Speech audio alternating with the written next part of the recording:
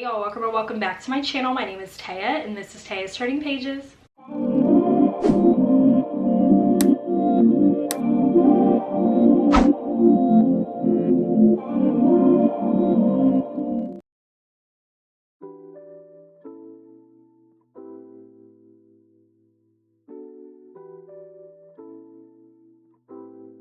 So as you can see by the title of today's video, I'm going to talk about all of the books that I want to read, but I'm either too scared or too nervous to. As you guys know, if you've been watching my channel for a while, that I am kind of a scaredy cat. I really don't like to watch or read horror, and I have to enunciate it like that because of my Invisalign. Horror. But no, seriously, I really don't like to watch or read anything in that genre. I don't like blood, I don't like gore, I don't like anything graphic like that. That's just not the type of gal that I am. I respect all of my baddies that are into horror because you have to have a stomach of steel to be able to handle that genre, for real. Most of these books that I'm going to share with you today do fall more so in like the dark romance, like thrilling genre, more so than like straight up horror. I do have one book that falls in that genre and I'll get into that a bit later. Most of them, like I said, are more so dark romance, or they're more so books like a little bit nervous to read because they're so like weird and you can tell that they're going to give you that fever dream-esque reading experience. So that's what I mean when I say books I'm nervous or scared to read. So we'll see how this video turns out. Hopefully I'm able to structure it the way that I want to, but I really just wanted to share these books with you guys today because these are some books that I truly have on my Kindle TBR and that I have as samples, but because I am too nervous to pull like the trigger to buy them, I just haven't yet, so they're just sitting there.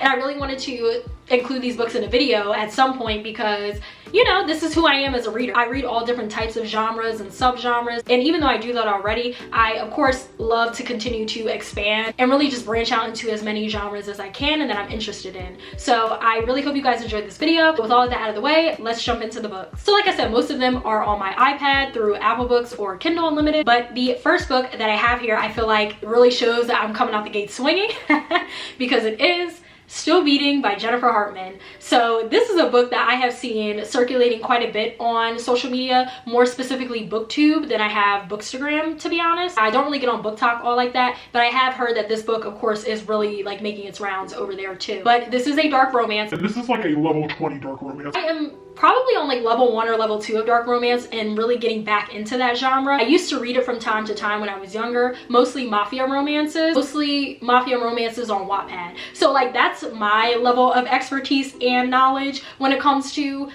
dark romance, but I have started to get out of my shell a bit more and read, you know, some other books within this genre. So I actually read the first book in the Mindfuck series by S.T. Abby. I need to finish that. I did read the first book a couple of months back. I really did enjoy it, but going back to Still Beating, like I said, I feel like this is a level 20 dark romance because this has themes kidnapping as well as SA, and I'm sure a plethora of other triggers and content warnings that you need to be mindful of. So please make sure you do your research and look up all of the trigger warnings for all of these books that I'm going to mention today. So what I know about this book is that this does follow two characters named Cora and Dean, and Cora and Dean have known each other pretty much their entire lives. They are essentially enemies or rivals. They don't really get along. Dean is always making fun of Cora, and Cora is just so like fed up with Dean making fun of her, so she really tries to steer clear of him, but Dean ends up getting engaged to Cora's sister. Now Dean and Cora are essentially stuck with each other. There is one night where Cora decides to go to the bar. She's having a good time. She's, you know, by herself. She's drinking. She is ready to leave the bar. Somehow her wallet gets stolen. She doesn't have any money to get an Uber or a taxi or anything like that. She didn't drive there herself, so she goes through her contact list to call everyone to see if anyone can pick her up because it is around like, you know, 1, 2, 3 a.m. and the only person that picks up her call is Dean. And so Dean agrees to go pick up Cora from this bar, and once he gets there, they sit in the car for a bit, talk a little bit, until this madman comes up to Dean's car, starts attacking Cora and Dean right off the bat. The next thing you know, Cora and Dean are kidnapped by this man. They are being held in his basement,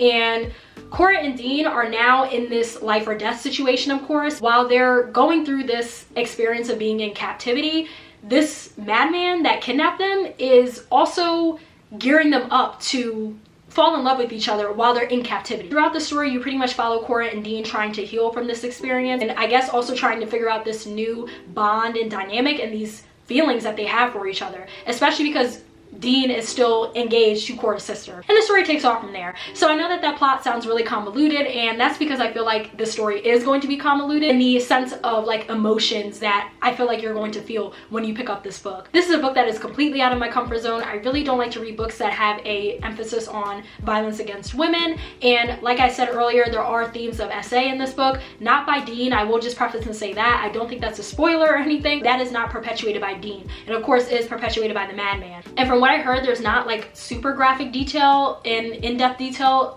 regarding the SA chapters, but it is mentioned throughout the story. I'm still nervous to read that because like I said, I really don't like to read books that have a emphasis on violence against women, especially in that way. So we'll see how this goes, but I am trying to have an open mind and give this book a try because a lot of people who have read this book have said it was very moving and very poignant. Despite the dark and intense trigger warnings and themes within this book, a lot of people who have read it, who I actually do trust in terms of romance recommendations, have said that this is a solid book. And Jennifer Hartman does do a good job at like really making sure that, you know, it doesn't feel like tasteless or anything just because of how serious and heavy this book is. So like I said, I am going to give it a try. I will definitely keep you guys posted in whatever wrap up I decide to include this in, and TBR videos, so definitely make sure you subscribe. But yeah, y'all, this is one book that I'm gonna have to really mentally prepare myself for because I'm not ready. This just sounds like it's going to be a lot and just very traumatic, very triggering, but I love a good emotional love story, especially when the characters have to face real life and real world themes. I just feel like it adds a layer to their character and their character development and really fleshes them and the story out. The next book that I have here is Hooked by Emily McIntyre. So this is another book that has been making its rounds on BookTok and just social media in general. I feel like this is a book that I have not been able to escape no matter which platform I run to. I'm kind of tired of fighting it. I really want to give this book a try and see if this is something that I would like. This is another dark romance novel for those of you who do not know, and this is actually a retelling, but it's a Peter Pan retelling of all things. Never read a Peter Pan retelling, so I'm really curious and interested to see how this is going to go. I've heard a lot of great things about this series, but I've also of course heard a lot of negative things too. So this is one of those books that's going to be hit or miss for a lot of people. I actually don't know anything about this book with the exception of this being a Peter Pan retelling. Right here it says, he wants revenge, but he wants her more. James has always had one agenda, destroy his enemy, Peter Michaels. When Peter's 20-year-old daughter, Wendy, shows up in James's bar, he sees his way in, seduce the girl, and use her for his revenge. It's the perfect plan, until things in James's organization begin to crumble. Suddenly, he has to find the traitor in his midst, and his plan for revenge gets murkier as James starts to see Wendy as more than just a pawn in his game. Wendy has been cloistered away most of her life by her wealthy cold father, but a spontaneous night out with friends turns into an intense and addictive love affair with the dark and brooding James. As much as she knows James is dangerous, Wendy can't seem to shake her desire for him. But as their relationship grows more and more heated, and she learns more about the world he moves in, she finds herself unsure if she's falling for the man known as James or the monster known as Hook. Okay, so I did not know any of that. That sounds a lot.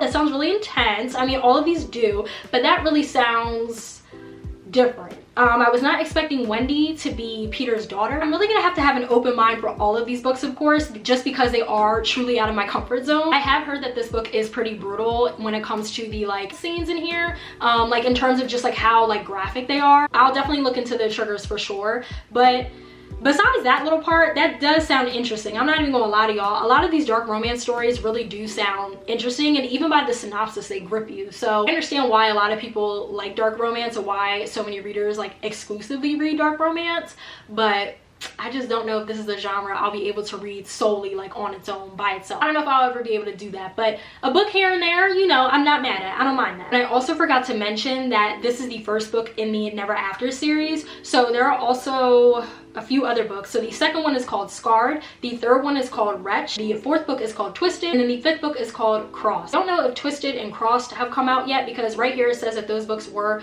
or will be released in 2023. I'm just looking at a little preview right here that says that, so I'm not sure if they're already out. Either way, there are supposed to be 5 books in this series. The next book that I have here is Haunting Adeline by H.D. Carlton. So this is the first book in the cat and mouse duet, with the second book being Hunting Adeline. And I'm not going to get into the synopsis for Hunting Adeline just because I'm sure that that book picks up right where we left off in Haunting Adeline. But I did just want to call that out and say that this is a series. And so this is another book, again, that is really, really popular on the internet right now. So the only things that I vaguely know about this series, I think this follows a woman who is essentially being stalked by this man.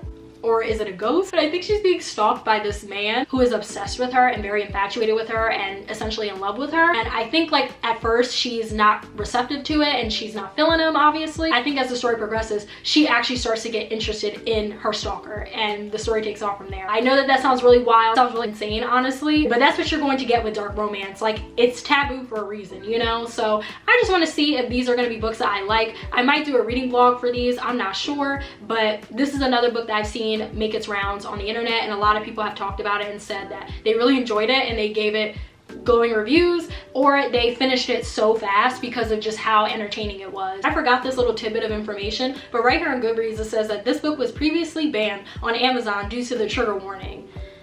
Y'all, okay.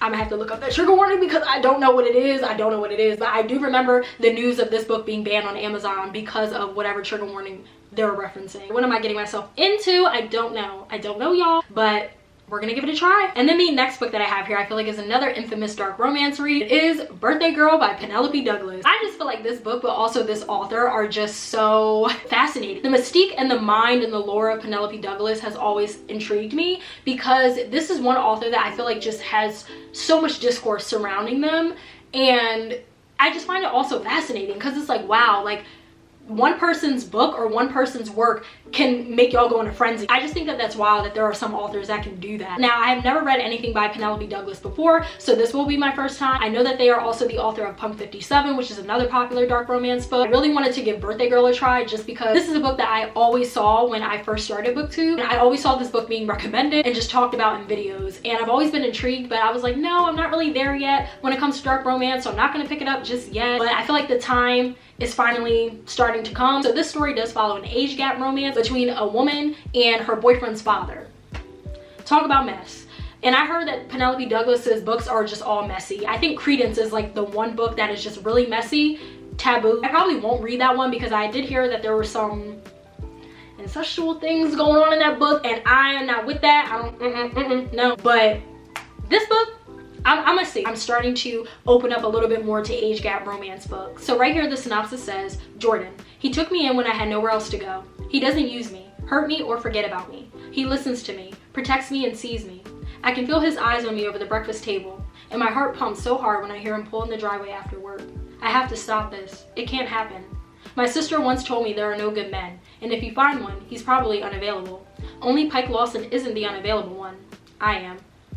Pike. I took her in because I thought I was helping. As the days go by though, it's becoming anything but easy. I have to stop my mind from drifting to her and stop holding my breath every time I bump into her in the house. I can't touch her, and I shouldn't want to, but we're not free to give in to this. She's 19 and I'm 38. And her boyfriend's father. Unfortunately, they both just moved into my house. Interesting synopsis. I do feel like Pike's was a little bit robotic, a little bit weird, but we'll still have an open mind and give it a try. But yeah, y'all, I'm really looking forward to reading all of these dark romances because I just want to see if I'm going to end up liking them or if I'm going to end up DNFing any or hating them, whatever. I just can't wait to figure out my own thoughts on these books. So like I said, I probably will do a reading vlog where I read all of these books or read most of them and give you my thoughts, but I still have to sit some more on that. Okay, and now I'm going to move on to the only horror book that I have here for this video, and it is The Only Good Indians by Stephen Graham Jones. So this might come as a shock to some of y'all, I'm not sure, but this is a book that I've had on my radar since I first heard about it on Booktube, and I really want to pick it up. And I've been so close multiple times to just ordering it from Amazon or from Barnes & Noble and just hoping for the best, but I've always just been too scared because I heard that this book is really graphic and gory, and Stephen Graham Jones does not hold back.